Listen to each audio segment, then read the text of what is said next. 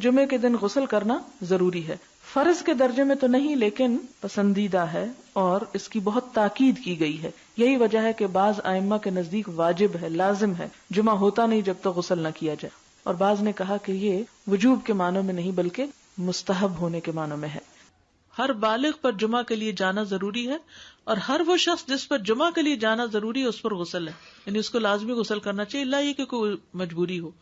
تو آپ اپنا اسکیڈول اس طرح بنائیں نا کہ جیسے اگر آپ ہر روز نہاتے ہیں پھر تو کوئی مسئلہ نہیں، لیکن اگر آپ ایک دن چھوڑ کے ایک دن نہاتے ہیں تو آپ پھر اس طرح اسکیڈول کریں کہ جیسے آپ منڈے کو نہائے، پھر وینسڈے کو نہائے، پھر جمعے کو نہائے، پھر آپ سیٹرڈے سنڈے اگر نہیں بھی نہاتے پھر منڈے.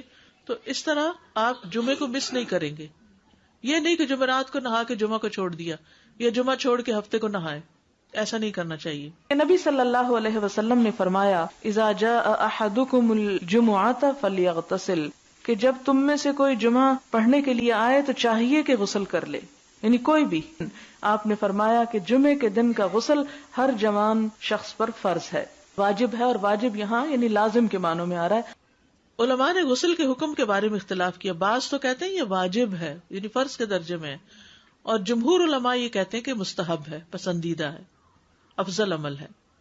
حدیث میں آتا ہے جس نے جمعے کے دن وضو کیا اس نے اچھا کیا، اور جس نے غسل کیا تو یہ افضل ہے. عمر بن خطاب اس اسنا میں کہ وہ کھڑے تھے جمعے کے دن خطبہ دیتے ہوئے، اذ جاء رجل من المہاجرین الاولین، جب آیا ان کے پاس ایک شخص مہاجرین میں سے جو سب سے پہلے مہاجر تھے، من اصحاب النبی صلی اللہ علیہ وسلم، حضور صلی اللہ علیہ وسلم کے ساتھیوں میں سے بھی تھے، اور کہا جاتا ہے کہ یہ حضرت عثمان تھے.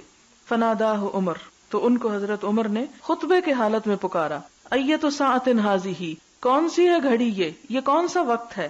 قال انی شغلت، تو انہوں نے کہا کہ میں مشغول تھا. فلم انقلب الی اہلی، تو میں گھر نہ جا سکا. حتی سمعت التاذین، یہاں تک کہ میں نے آذان سن لی یعنی جمعے کی. فلم ازد علی ان تودعت، تو میں نے نہ زیادہ کیا اس پر کہ میں وضو ہی کر لوں، یعنی میں صرف وضو کر کے آ گیا. فقال، تو فرمایا کس نے؟ حضرت عمر نے.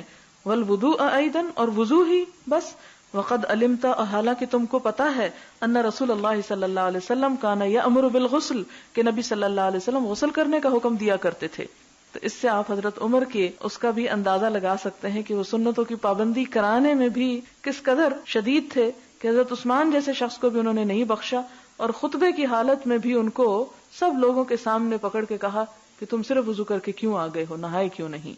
نہانا، خوشبو لگانا، مسواک کرنا، تینوں ہی لازم ہے. اور چونکہ یہ تینوں ایک جگہ پر آ گئی، اس سے یہ پتا چلتا ہے کہ یہ جو غسل ہے یہ اس طرح واجب نہیں آتا کہ جو فرض کے درجے میں ایک طرح سے آ جاتا ہے، بہت ضروری، یعنی بہت پسندیدہ ہے، بہت اس کی تاکید کی گئی. لیکن اگر کوئی کسی وجہ سے نہیں کر سکا تو وہ ایسا نہیں کہ جیسے کسی نے فرض نماز چھوڑ دی ہو.